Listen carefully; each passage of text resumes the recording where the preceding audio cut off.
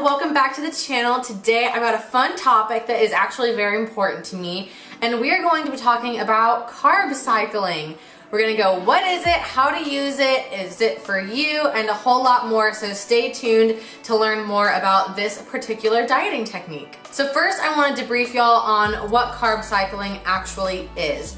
Carb cycling is where you go a few days or a certain amount of time while keeping your carbs very low, and then you spike up your carbs for one day, and then you go back down again. So it's kind of like your diet is like low carb, low carb, low carb, medium to high carb, and then low carb again until you meet your next high carb day. It can be a great, useful tool if you're looking to lose some weight, and a lot of different people use it in a lot of different ways. You can play with your carb cycle in order to tailor it to your body. For instance, you might be the type of person that only needs to be low carb for 2 days and then spike for 1 day, versus other people might want to prolong their no/low carb period to 4 days and then have their one peak carb day. You can entirely customize your carb cycling program to fit you, your diet, your body, your lifestyle, and it's a great tool to use. Carb cycling is definitely a tool for weight loss. You're going to want to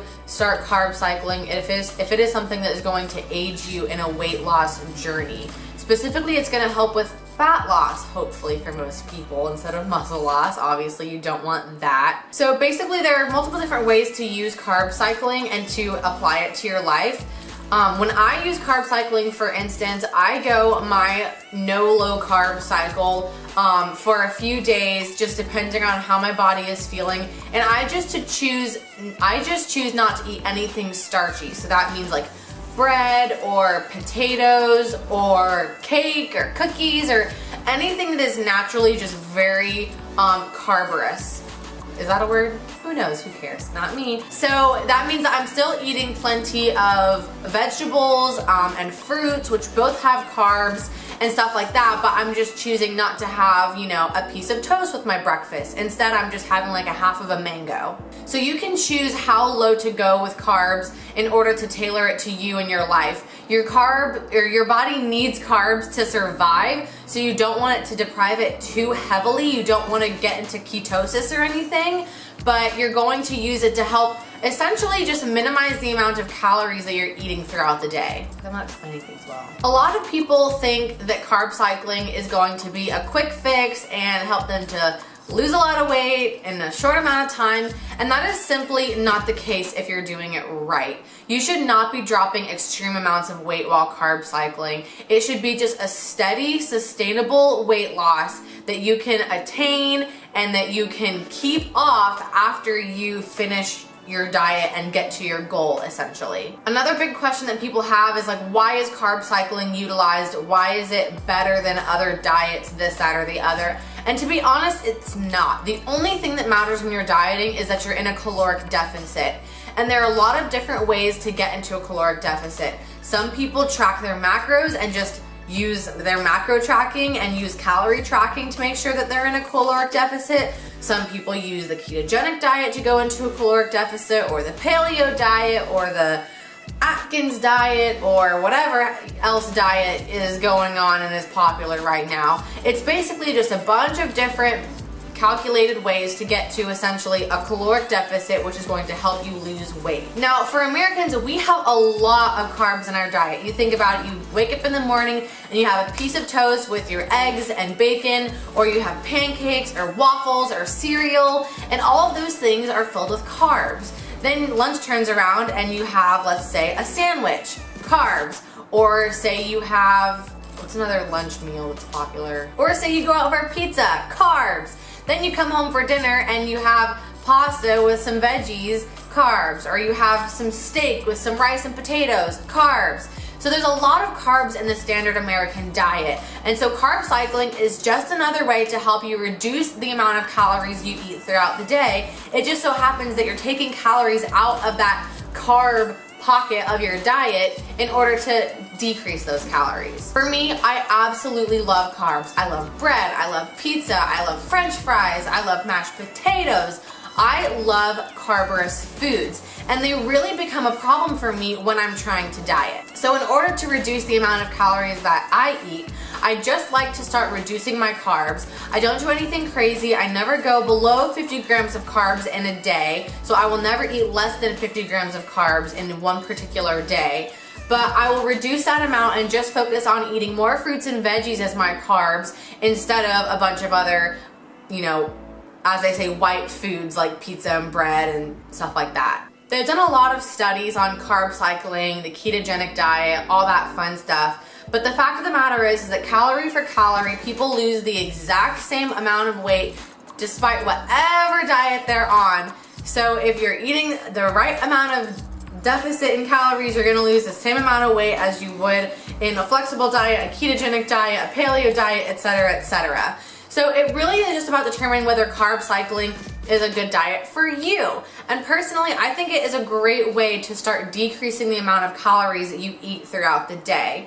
You definitely want to make sure you still have that peak carb day where you have a refeed and you've been craving pizza all week and you have a slice or two of pizza. It's not going to kill you. You need that extra carb day to help peak that metabolism back up and keep it running strong. To give you an idea of what I eat when I'm carb cycling, I typically go about 3 to 4 days depending on what the scale looks like, because that is the tool that I use to measure my progress and how I'm feeling. So I typically go 3 to 4 days with no low carbs. I say no carbs, I don't really mean that. I just mean like no carb-rich foods like I was saying earlier. But my 3 to 4 day period with no low carbs, I'll typically start my day with a couple of eggs, sprinkled with some yummy seasoning, maybe a little bit of cheese, a little bit of turkey bacon, some sausage, whatever I'm really feeling that day. And then for lunch, I'll have a big voluminous salad to make sure my tummy is nice and filled up with some good nutritious lettuce,